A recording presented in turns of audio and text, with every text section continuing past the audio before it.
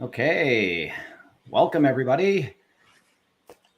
I believe we've gone live. Welcome, Kwesi. Nice to see you. Hey, Skay, how you doing? Yeah, doing well, doing well. Great. Good.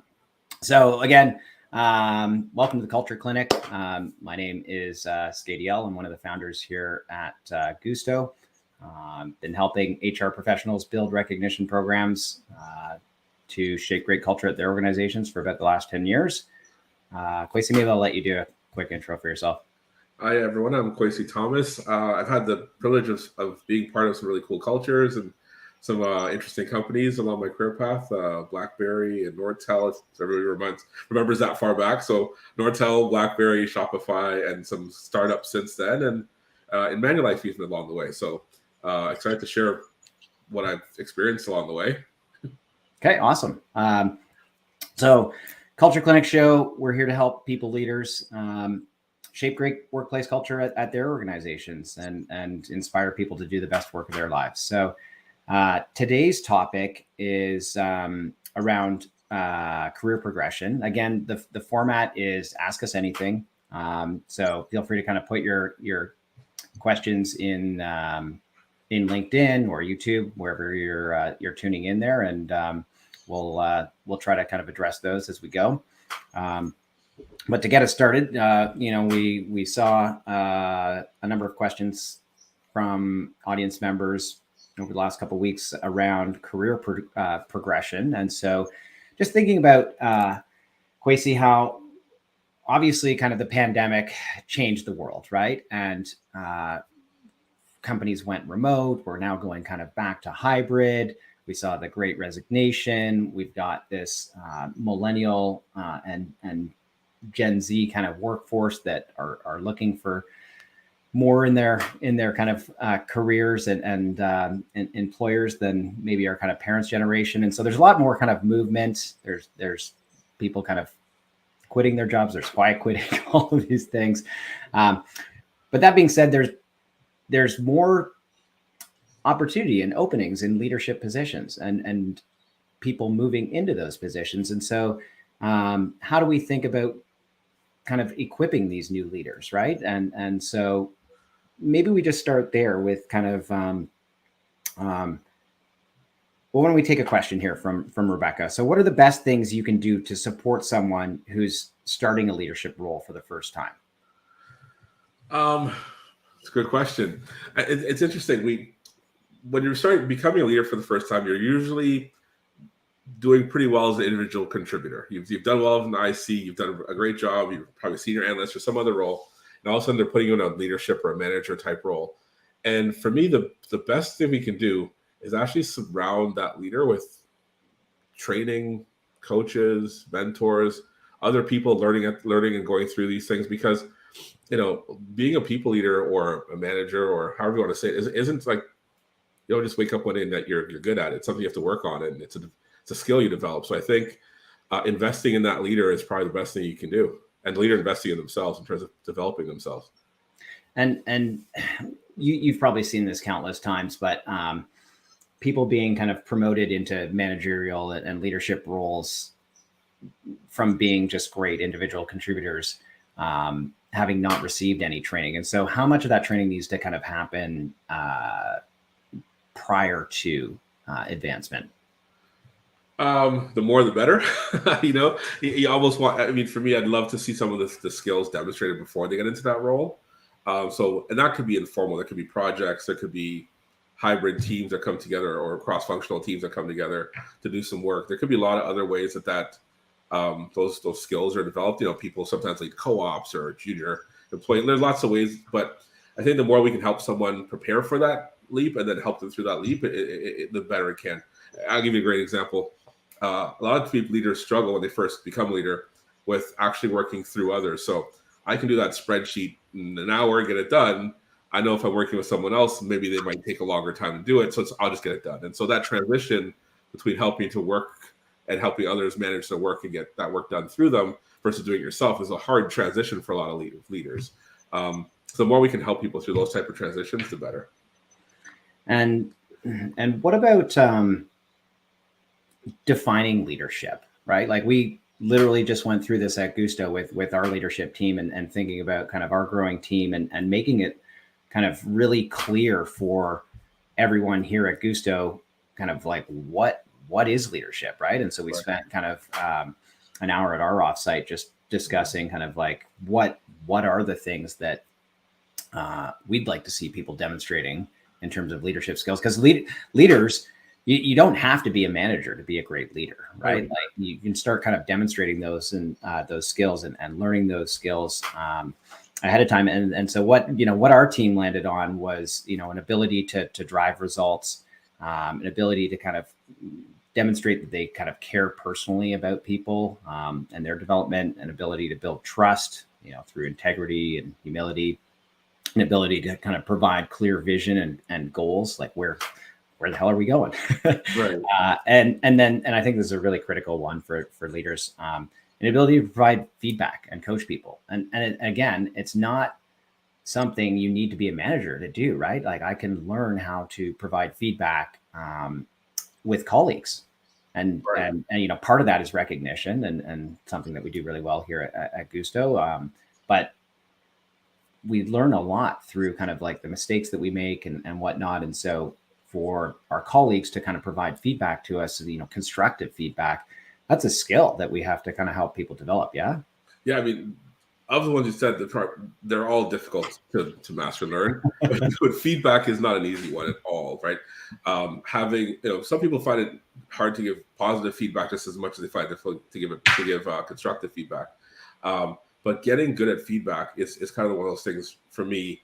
I've seen great leaders kind of unlock so much potential in their team by getting really good at giving feedback, both recognizing good work as well as helping people work through things that need to be improved on. And I think, that's a skill. That's not you don't magically one day wake up and you're like, okay, I'm great at this, right?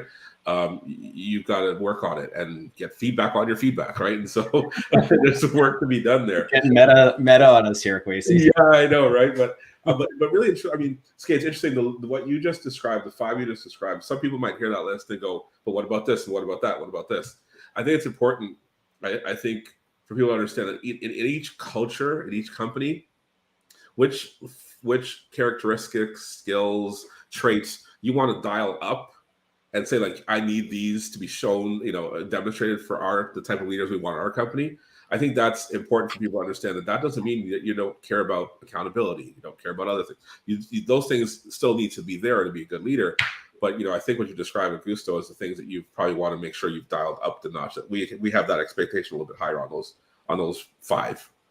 So a good takeaway here then, if we're thinking about how we help people kind of progress in their careers as an organization, as HR leaders, one of the first things that we need to do is just define, like, what are the top kind of like leadership skills, or what are the top things that go into kind of being a great leader. And to your point, like, sure, the list is really long, but if we, list out the whole thing, people aren't going to kind of remember the whole thing. So we need to kind of focus it in on 3 to 5 is kind of where I typically kind of agree.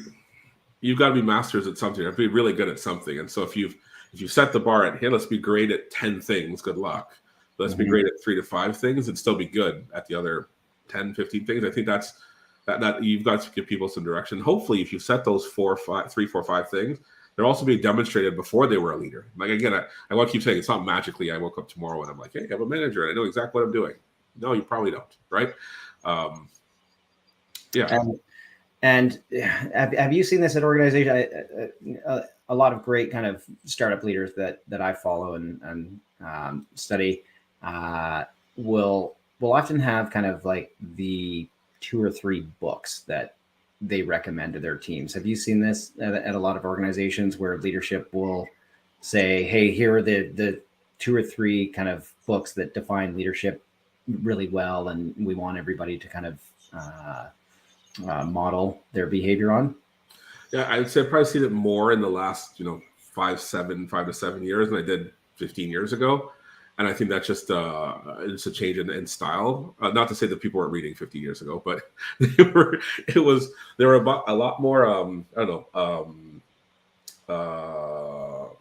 methodologies or a lot more of these theories that people bought into that were taught or that were taught as opposed to books. But I think right now people are, especially a trend I think it's been awesome for both leaders and for culture development, are people continually educating themselves by reading more of these books and getting and buying into something like that. So there are quite a few out there. I love feedback. There's a couple books on feedback that especially Feedback is a Gift. I love that one. Feedback is a Gift, the book. Yeah. Nice. There are definitely a couple that I've liked, but yeah, I've seen that more and more, and I think the more you can share those internally, like especially if they've tied to your values or to the leadership values, the more that people can grab a hold of them. I think Carla may have had a question just to repeat the 3 to 5. Okay. Yeah, so I see that here. Thanks, Carla. So can you repeat the third of the 5 leadership qualities that we're looking for? So again, the third one was an ability to build trust through integrity, humility, being authentic, being transparent.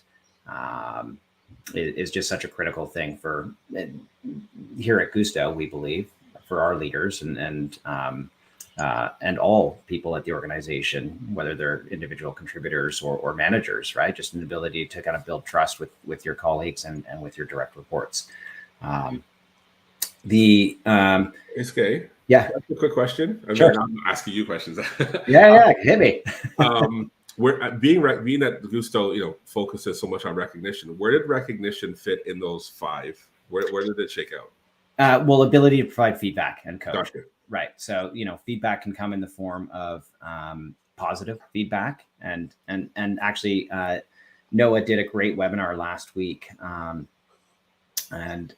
They talked about feedback and the importance of kind of feedback being specific, whether it's positive or kind of constructive. Right. And so like recognition, to do recognition really well, you can't just say, hey, great job, or, the last kind of 6 months or your annual review, kind of great job on all of this work that you did. Right. And so it's so much more impactful if it's closer to the situation and the behavior, but being specific about those things. Right. So when I'm providing kind of feedback to somebody, what was the situation? So like what was happening? What was the behavior that you demonstrated?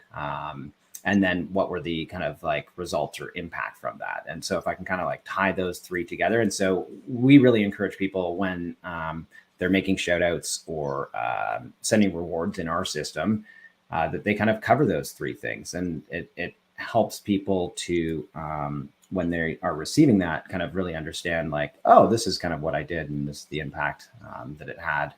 And they're able to kind of reproduce that. And then also, when we think about kind of like recognition being public in a system like Gusto or any other sort of recognition system, others can kind of get context on what great looks like, right? And so they've got a way to kind of model that. I wanted to circle back really quickly to kind of the books there. So you had a good suggestion. So Feedback is a Gift. I haven't actually read that, so I'll have to go check it out. I had a few though, if people are kind of, and I'm sure a lot of HR leaders have come across these, but Radical Candor, Kim Scott, talks a lot about challenging people directly and then caring personally about people. So that's a great one. Good to Great. I think it's chapter 2. They talk a lot about kind of level 5 leadership in there. And so that's guided a lot of kind of my thinking on leadership. Culture Code, I recently read. This was a really good book, and it covered leadership, but and kind of more broadly culture. There's some great takeaways. And then a couple classics here: High Output Management with Andy Grove. He's kind of like the OG of leadership. It was a bit of a drier read, but some really good kind of tactical stuff in there. And then Simon Sinek's Infinite Game was really good. And we talked about this, right, at leadership training that we did with our team, and just having kind of that long-term mindset and not playing kind of for short-term wins and playing just to beat the competitors, but playing kind of how do we play to keep this business going? How do we just make customers really happy? And how do we create a really amazing place for people to work here at Gusto, because that's what's going to kind of lead to long-term success. Awesome. Okay, cool. So let's go back to some other questions here. I've got one from Vanessa. Working in a small company with a limited managerial leadership positions available, what are some ways I can help my ICs develop their careers if stepping into management positions isn't possible? So I think we've kind of touched on this a little bit, right? With kind of ICs having the ability to develop leadership skills, but maybe we can kind of double click on this a little bit. Yeah, I think we've talked a bit about it, but not saying my approach is right or wrong, but I'll tell you a couple of my thoughts on some of this. A lot of times when we develop job architectures or career planning or career paths, etc., it almost too often looks like a linear line, like a line that goes up and to the right as we just keep growing. I find that a bit misleading in terms of how actual career growth was. Maybe it's my own experience with career growth. I find it more like steps. Like you get somewhere and then you develop a whole lot of skills, right? And that could be through the job itself that you're doing, through, and these actually, to answer the question, these are things I would suggest. The job you're doing itself, stretch projects, leading a cross-functional team or project, taking a lateral move into a different role, so comments onto a different team to help with something that's going on. There are a lot of things we can do on that part of the step before someone, I think, has developed enough to take that next step up and then do the same thing again, right? And so I think, within smaller companies, there's my experience has been there's always other work to be done that's not covered somewhere else in someone's core job. There's always new projects or new operations or new systems or new processes, something that's being enhanced, especially in the smaller companies. I think that gives people the opportunity to take on projects, leadership, mentorship, other things that they wouldn't necessarily get without the title, because there isn't a titled seat yet, but you can still develop people that way. Being very comp focused, well, I don't think comp also has to be stuck to that. I think comp could actually move up while people are still looking, while that seat's not open, right? So I think there's quite a bit you can do in smaller companies, and sometimes more often than the larger ones. But sometimes I think the larger ones have more process, and there's someone for everything. There's someone to do everything, right? And so sometimes there's less opportunity. Personally, for me, I found most of my growth was when the companies I were with, the first early ones, were struggling because there were a lot of projects and things that people had to pick up. So I got to pick up a lot of work and opportunities I wouldn't necessarily get when there were 20,000 employees. And then when I got to smaller companies, the same thing. If I could put my hand up and take more, or take something that I thought I could develop in, that's how I develop myself. Maybe I'm biased. And so does compensation need to follow that kind of that same trajectory though? Like is compensation kind of following a step function as well, or can compensation be a little bit more kind of linear as they're taking on more projects and becoming kind of essentially a more powerful IC? Ideally, comp is a little bit more linear. Okay. I think if you hold someone, if you hold someone's comp back because you're waiting for that next jump, I think that's where that intersection of I have the skills but I don't have the opportunity to go up. That's a dangerous place to be in if the comp isn't already great, gradually moving up with it as well. And there's some inherent, my 2 cents, flaws in how comp works in that regard. It's sometimes that slope is a little bit too slow, so you end up in this weird place where you've gotten this great skills, you're ready to take that jump, but your comp is so far off from the next level above you. And so the more we can kind of make that comp line a little bit more seamless, a little bit more matching the steps, if you almost like the inflections in the step, they kind of join the points, the more I think the two work together. But that's an idealistic world where there aren't other factors, and there are dozens of other factors in comp that don't make it that easy. But if it was that easy, that's how I would draw it.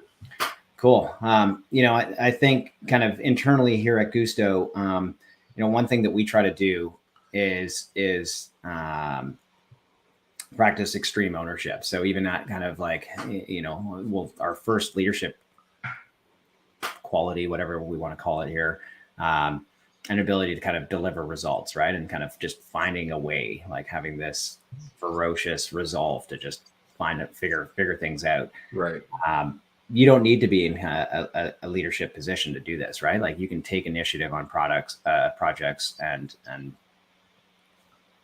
deliver results on that project. And so the more like an organization like this, I think this question came in from Vanessa, the more that we can empower our people with ownership over certain projects and the outcomes from those projects, and not have kind of multiple people that are accountable for a project. Right? We've had this challenge internally here at Gusto where we've got too many people that are kind of owning the same project, same metric, and it's much better if it can be very clear kind of who the champion or project owner is, and they can seek feedback and collaborate and get support from others. But ultimately, they're responsible for the results on that project. And so around that one, just the more that we can kind of empower our individual contributors with ownership over certain projects. And so like a specific example, right? So I think about our support team, and as a group, shout out to our support team. They're awesome. And they are helping our customers, responding to tickets. We have certain metrics around kind of response times and customer satisfaction on those tickets. And those will roll up to our support leader. But each of our individual support reps has about 20% of their time spent on some other project. And so whether it's around kind of building automated bots, right, to respond to some of the easier tickets, or whether it's around kind of help center articles, or helping to generate reviews. And so they each have kind of like these side projects that they can kind of own, right? You know, the other one that I think is really important is kind of developing this muscle around providing feedback we talked a lot about.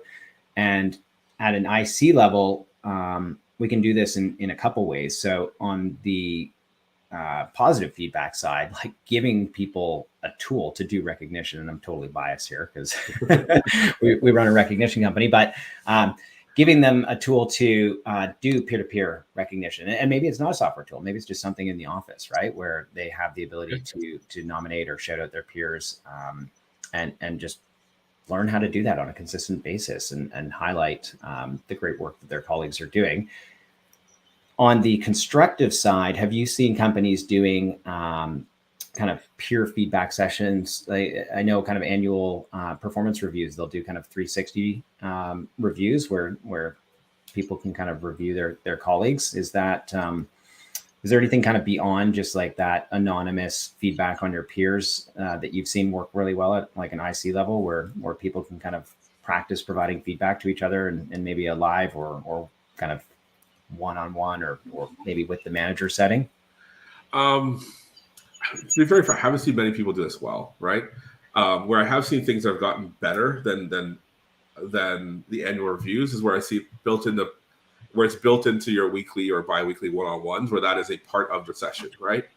I've also seen, one culture in particular, it was I'll say it was Shopify at the time, where it was kind of not cool in the thing to do to actually give people feedback, right? It was something that was like kind of, you're supposed to do that, right? And so because that was kind of bred from everyone day one, I don't know, I've been out of them for a while, so I don't know if that's still the case. But when I was there, it was kind of like the thing to do. So you gave feedback on a regular basis, in a good way, or in like you weren't out there yelling in the hallway, "Hey, the project sucked," right? You're pulling people aside, having good conversations. But I think I if I had input on someone's roadmap that was a recognition tool, I would tell them getting feedback in there would be a great thing to do. Hasn't been done well anywhere, and it's a huge hole that everyone's trying to do better at, right? You made me think of one thing that we really try to encourage people to do is getting our managers to encourage individual contributors to provide feedback up, right? Like 100%. Like one-on-ones, like every meeting, every one-on-one, I want you to come with a piece of feedback for me on how I can improve. And so giving them the opportunity to practice providing feedback and encouraging your managers to provide a safe space for them to provide feedback. Yeah, and actually, I should have been more clear. When I say that time in that one-on-one, it should be two ways. It shouldn't be just like this is my list for you. It should be both ways. Because again, as a leader, that's something you're developing. Like you're working on that, and so it's interesting. As companies, we put a lot of the tools. Like as a manager, a lot of the tools that you have, or you actually don't have. They're company wide. Progression, promotions, merits. Like merit budgets, bonus at the end of the year, which is largely sometimes influenced by some factor that the manager, after calibration, can influence. Like it's so, I want to say, out of the actual manager's control how much they can actually recognize, reward, or give feedback in some ways. That for me, not a shameful talk about my honest opinion on recognition, having been around it for a long time. It's one of the few tools that a manager actually has in their tool belt that they can actually use on a regular basis at real time. And I think as recognition, continues to be that tool, I think feedback will just catch up and be that also, those two tools that you have on your tool belt, because you can't really decide, hey, that was a great job, I want to give you a raise. Most managers can't do that, right? They can't decide to increase your benefits. They can't decide to increase your bonus. They can't do much, right? And so I really like for me, that's why, recognition is one of those few things that I've got as a manager in my tool belt that I can actually use right now in real time to drive my team. And, I'll build on that because I agree with you. I think I just put the caveat there that, and we see this kind of countless time again, where companies will empower their managers with recognition tools. But they won't give them budgets that have any sort of kind of meaning to them, right? And so like they'll run kind of like a full peer-to-peer program with points, and they'll give everybody at the organization 100 points a month or something like that, and it equates to kind of $1 to hand out every month, right? And so Kwesi, you go just to the ends of the earth to help me on a project, or I see you demonstrating one of our core values and going above and beyond for a client or whatnot. And I shout you out in the system and attach kind of 100 points to it. And it's $1. And it's almost kind of like insulting. like what is this? And so we often recommend clients that are on stricter budgets. And we actually even heard it this morning from kind of like one of our CS reps working with a client that had an admin that had a successful milestones program going and wanted to kind of layer on some other programs, but was concerned about rolling it out to the entire organization all in one go and not seeing kind of the participation there out of the gate. And so it's just so critical to kind of concentrate resources, run kind of this crawl, walk, run approach, like a phased rollout approach, where you can kind of get one department, you've got isolated budget for that. Managers have a meaningful amount of rewards to hand out. And for those peer-to-peer programs, way better to run them as non-monetary. Yeah. And just layer in some kind of draws, weekly or monthly draws for some prizes or leaderboards, and concentrate kind of the limited budget in that way, rather than kind of dispersing, a couple dollars to everyone over the month to kind of hand out. So some thoughts there kind of just on recognition programs, but an eye on the clock here, because we do have a couple more questions. Someone came in from Peter. How do I put a framework in place for succession planning at my company? This kind of ties into like, how do you identify internal talent at the company? I don't know anyone who does this really well. It's hard. And really well is everybody. I know a lot of people who work very hard on this, but it's very difficult to do. But at its core, for me, if you take away business continuity planning, when people hear succession plan, they usually hear what if you get hit by the bus? And I say, take that off the table. What we're really talking about is how to identify talent within the company that could be succeeding or into someone else's role, and the gap that they have to get there, and then helping them close that gap. I think that to me is true succession planning. So if you can say, I have the controller, I've got the CFO role may be open up, in the next year or so based on the CFO's plans that we are aware of. I've got a great controller, but the controller hasn't done enough treasury and investor relation work.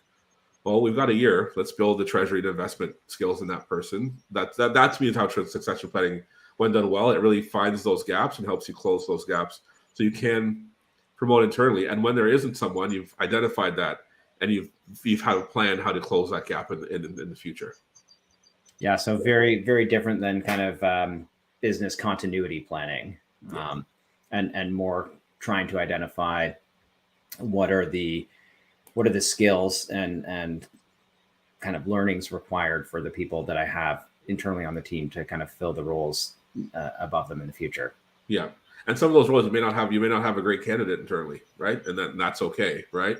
I don't think that the exercise is meant to shoehorn people into roles they're not ready for, but it really is to help identify the team where they could be, and then see if there are gaps you can help them close.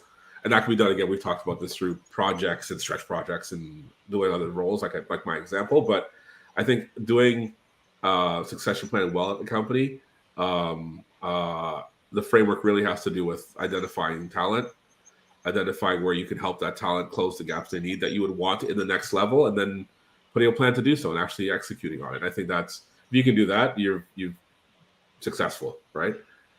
Okay, awesome. Last question here. This one came in from Marianne. How do I manage career development in remote teams? So tough to do. I think we had a session, I think, a few weeks ago in the culture clinic. We talked a bit about proximity bias.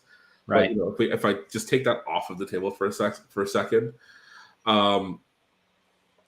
I don't feel that it changes in a huge. The approach changes drastically from what you're doing if they were in person. You're still going to be looking for their goals, understanding what their goals are, and seeing where there are opportunities within the team, within the company, within training externally, et cetera, to help people develop those skills that they need in their career for that next step.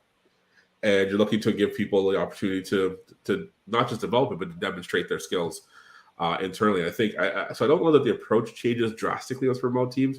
It is going to be a bit more harder. I think for me, remote means some things that don't happen. Less things happen by osmosis. They have to be a bit more intentional.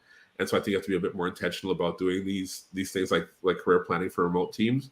But if you do that and you're intentional about it, I don't know that the approaches are drastically different.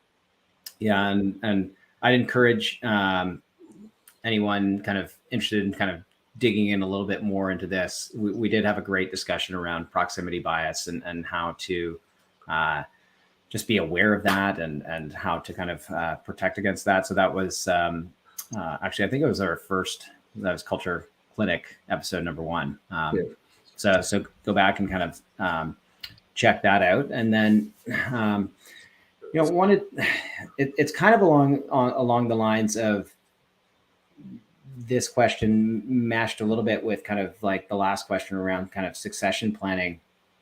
And you mentioned it briefly, but as we kind of grow Gusto, I'm kind of thinking more and more about how the talent that we have in-house versus kind of bringing external talent in and evaluating that. And so how do you, because I have to imagine that there's a bit of a bias that like the grass is always greener, kind of like looking at these resumes that are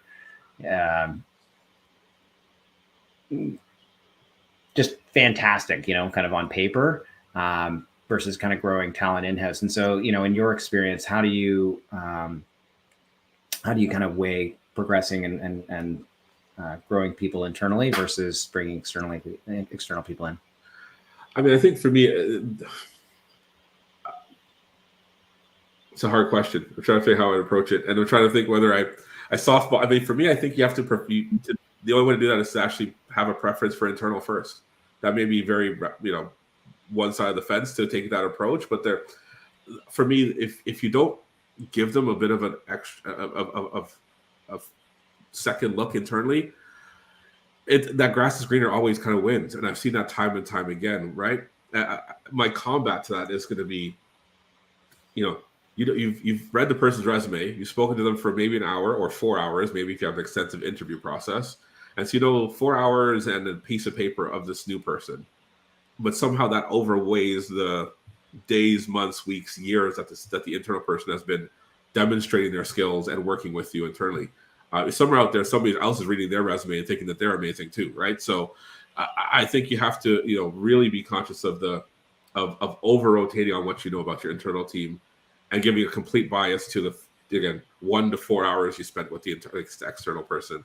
So something kind of occurred to me because as we're talking through it, I don't want it to think that I'm not factoring, we're not including some of the expected things like, goal setting, and we're talking about succession planning, some of the processes you go through.